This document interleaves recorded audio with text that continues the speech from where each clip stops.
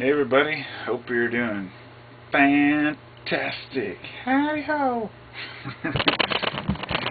um,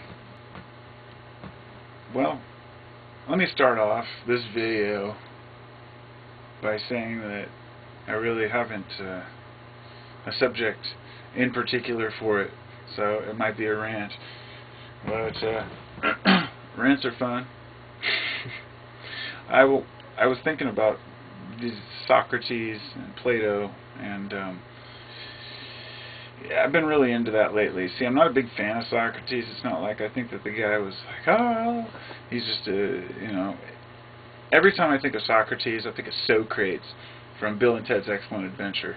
If you haven't seen the movie, you just don't understand. But it's hilarious, and back in those days, I remember thinking, as a kid, when I watched Bill and Ted's Excellent Adventure, I was like 12 or 13, I was thinking, man, you know, the philosophers of ancient times, they just stood around in robes and just talked about life. You know, and then you get older and you realize that's not exactly how it was. But then you start thinking, maybe that's really how it was. First off, Socrates, or Socrates as I like to call him, I guess he was a really ugly guy. I mean, just hideous. People, you know, and he knew it. He was short and he was weird looking. And he'd often crack jokes at his own expense, as people like often do. But some of his, you know, it influenced often many of his perceptions of society. And in that way, I think all of the things we do influence our perceptions of society. All of the things we are influence our perceptions of society. So in other words, the rich man is likely to justify his riches. I mean, we just know that's how it is. You know, a person who's doing well is going to say, well, I deserve this. A person who's not doing well is going to find a reason why. Well, this and this and this happened, or how do I rephrase it, I guess. Often people find a way to justify why things aren't going well. Instead of blaming themselves, it's something else, some other circumstance, something of the world. The poor, the working class, the slave class of past was always controlled by religion. This is where religion stepped away from being an actual search for the truth to being an established doctrine of life.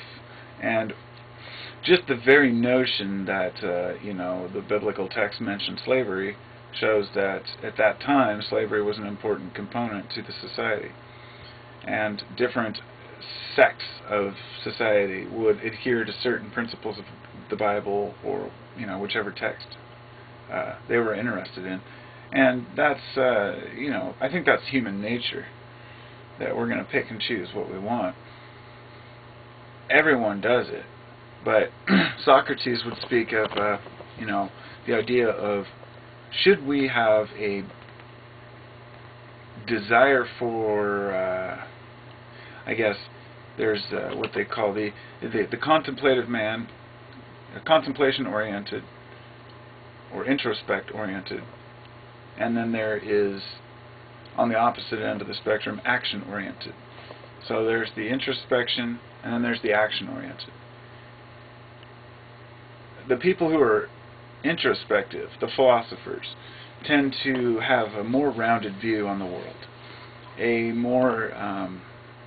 deeper understanding of themselves, their environment, and why things are the way they are. And it doesn't set them apart from people so much as bring them together with people, especially in today's society. In other words, having a philosophy of the way the world works allows one to better understand it and to be part of it, with minimal interference. In other words, you'll see things coming if you know what to look for. We very rarely can see through the membrane of reality to really see what's going on behind the scenes. And so we rely heavily upon just playing the game. So We have on the opposite end, we have the introspective man who dedicates his life to truth and to knowledge, and then we have the action-oriented, and that's a person who strives for wealth, for status, for power, and it becomes addictive. A person who has those things is not likely to give them up just because someone says they should have more integrity or that their values aren't right. However, some people do. There have been people who have become very wealthy and then given it all up, but I would say that man's a fool. Say a man gains integrity, a millionaire gains integrity and starts to understand, the error in his ways, and realizes that no amount of money will bring him happiness. And so he decides to abandon his money. I don't find that to be a good way to handle the situation. What that's doing is, as much as on the surface that may be the right thing to do, a person would say, wow, he gave all his money away to charity. That's awesome. How much research did he do into these charities to see if they're really providing the services they say?